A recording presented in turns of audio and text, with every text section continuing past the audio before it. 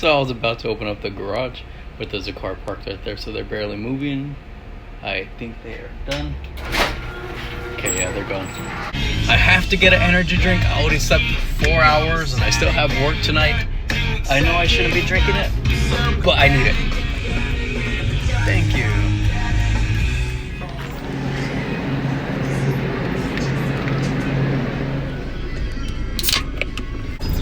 Girl, are you my neighbor's Wi-Fi?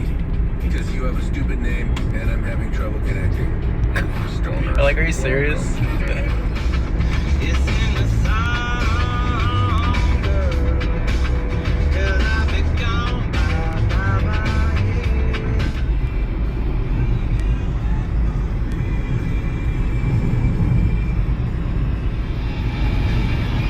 Got my filter on. I swear I really gotta be a passenger when I'm recording. Church is open. It didn't focus. Stupid. Whatever. So I had to change the music. I need to get in the moment, in the zone. Like the last 2 minutes of driving up to church right now. I'll turn into the next street. Could have went right here on. Whatever. I can't think of the name right now. I'm so retarded. But I was like, nah, that's not a godly song. I need to switch it up. Look at that big old. I look so fat. Don't look at me. That big old lens right there. Had to take off my filter.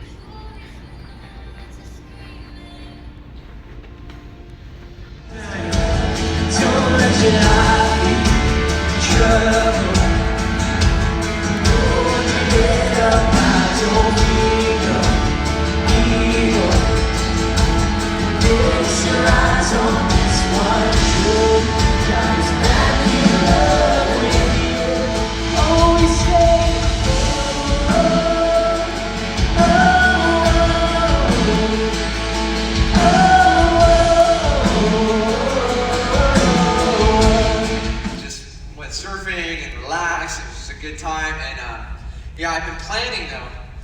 About 5 years ago, I started backpacking. You could have brought like a hatchet, and we could chop wood while we're there. Why? This is already pre-packed. That's too much energy. You said we have to save energy. Okay. We're good. Okay. Is that an arrow bed? Is that an arrow bed? No, check this out. We are going to sleep comfortably, my friend. I'm not sure to live first and foremost. Blow-up luxury mattress right here. Me and you. We're not roughing it on the John Muir tier. Right here. All covered. Okay. I'm going to bring this mattress. It's a little lighter. It's a little easier to carry. I don't need the wood in the middle because of the night, don't try to I got a wood hatchet and flint. I can cut my own wood and do that. So you're good. When you get hot and you're not comfortable, don't come crying to me. Okay. We're good. All right. I'll see you later. Okay, so anyways, that's Pastor Scott, and that's his pack, and you can leave that there, that's fine. Move along. Relationships, divorce, all of that. And tonight we're going to go a little further into it towards the end of the chapter.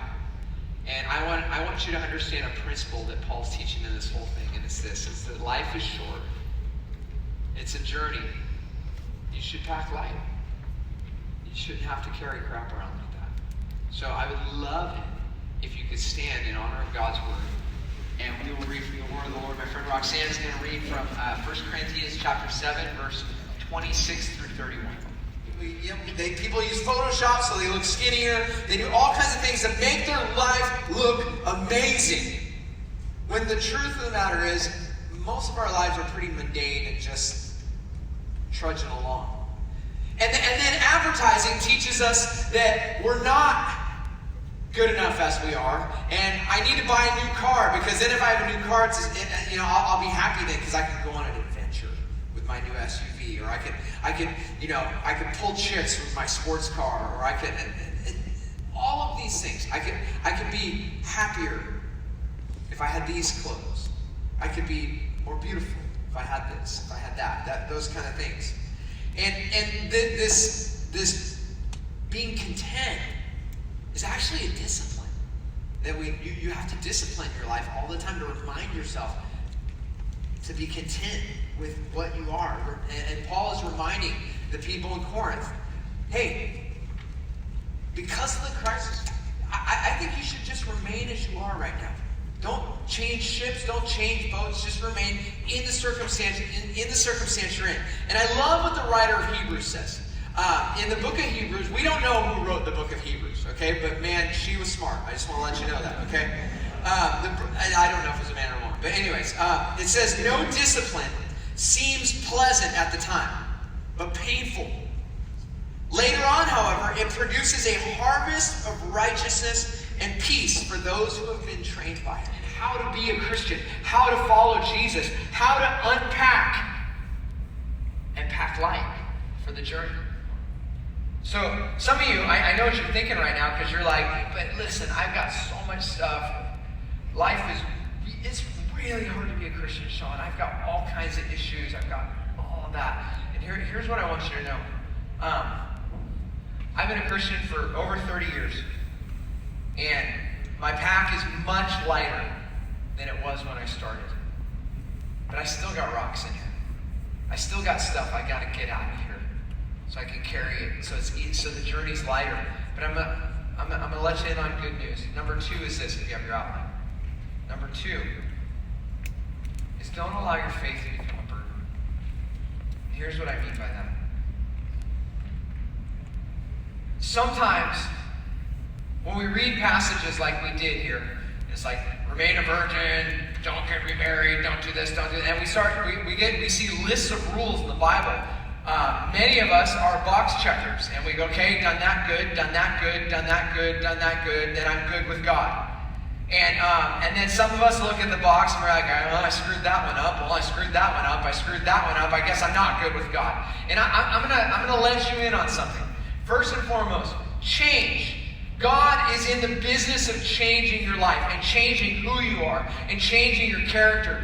The Bible talks about that when you're in Christ, when you become a follower of Jesus, you're actually a new creation. The old is gone, the new has come, right? So God is in this process of changing you, of unpacking your bags, putting the right things in your pack so that you can take the journey to follow Jesus. But change, guys, you have to understand this. Change is not a moment. It's a direction you point yourself in.